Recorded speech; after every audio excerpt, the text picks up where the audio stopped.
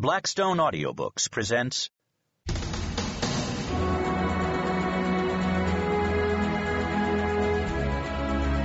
Red Star Road, the untold story of a Soviet submarine's nuclear strike attempt on the U.S. By Kenneth Sewell, with Clint Richmond.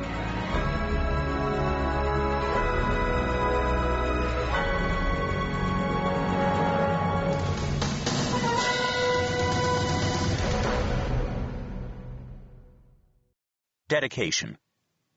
For the men and women of the United States military who served our country with little or no recognition at countless outposts guarding land, sea, and sky during the long years of the Cold War. Forward. Shortly after the opening of trade relations with the People's Republic of China, PRC, in the early 1980s, I was assigned to work with Chinese engineers at the Beijing research facility of the Ministry of Aeronautics Industry. It was, for me, the first of many memorable trips to this once secluded country. It was likewise memorable for my Chinese hosts, because I was the first American they had ever met. The scientists and engineers I worked with were well educated in the basic technical skills of their fields, but they were completely ignorant of what the world was like outside China. The leadership had only recently permitted peasant farmers to sell their excess produce in the cities, though many Chinese had not yet learned to cook since leaving their communes.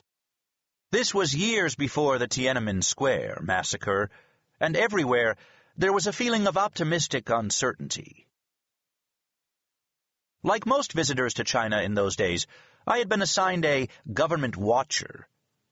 One day, as we ate lunch, he was called away, leaving me alone with a group of engineers I had come to know fairly well. They were nervously glancing around to see if anyone was watching. A man was placed at the entrance, obviously as a lookout. With a great show of courtesy and some embarrassment, the young engineer who spoke the best English began by asking me, "Mr. Sewell, may we inquire about an incident that we heard of some time ago?" The question took me by surprise, and I must admit to feeling a twinge of fear. It had been only a few years since I had served on the crew of an American submarine, under the command of a highly classified organization. Maybe I was being paranoid, but I did have information that could compromise intelligence operations critical to American security, and I had no idea how much these people knew about my past. Here it comes, I told myself, preparing for the third degree. So I was stunned when my chief inquisitor timidly asked his question. "We have heard rumors for some time now that American spacemen have landed on the moon," the young engineer whispered, with a grave look on his face. "Is this correct?" He quickly produced a Western trade magazine and pointed to an article.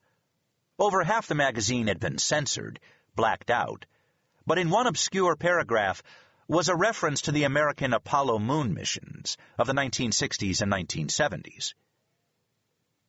I stood dumbfounded for several seconds. These highly trained engineers, the finest of Red China's aeronautical specialists, were surely joshing me. But they all leaned closer to hear my answer. They were not kidding.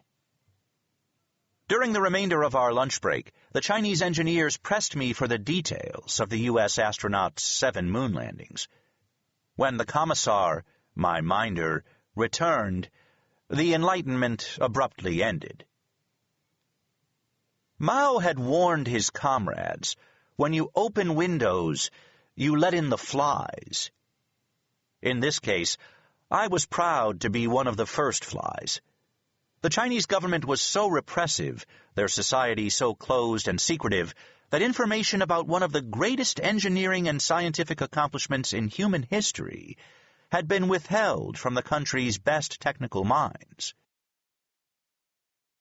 Years later, in the aftermath of September 11th, 2001, this memory came back to me. What haven't we been told? No one knows better than an American submariner the need to protect our military and technological secrets for the security of our nation. But archiving old secrets long after the crisis has passed deprives us of knowledge that free people need to make enlightened choices. Burying our history beneath layers of cover stories, security classifications, and deliberate deceit for the purpose of protecting mistakes or reputations of bygone leaders is a violation of a free people's rights. In the military, the highest restriction placed on a document is called a need-to-know classification, but at some point, after a crisis has passed, there is a higher authorization that we Americans must be granted, and that is the right to know. If our democratic way of life and the self-rule of free people everywhere are to survive, then those we elect to lead us are not entitled to keep vital information from us forever. On September 11th, we learned that Islamist fanatics would resort to any and all means to achieve their goal, the destruction of the United States of America and the freedom it represents. It has long been reported that these terrorists have actively sought to obtain nuclear weapons. There is no doubt now that they would use them if given the chance.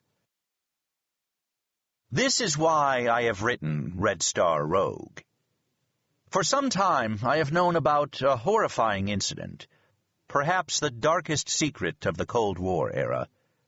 It involved a failed attempt by a lone Soviet submarine, a rogue, to launch a nuclear missile against a sleeping American city. Yet for no reason of national security, this 3 decades-old secret remains buried in mystery, rumor, and purposefully leaked disinformation. In 1968, in a desperate bid to win the Cold War, a small group of radical Stalinists came within seconds of a sneak attack that would have killed 500,000 Americans. After spending years searching for answers to satisfy my own concerns about this incident, I submitted a detailed outline of my research to one of the few people still living who knew the entire story. Because of this person's impeccable credentials and integrity, I was sure if my conclusions were wrong, this man would tell me. A few days later, he responded, "You have made a great start in developing the credible and probable scenarios that have had that effect on history that we call the end of the Cold War. It is not over yet."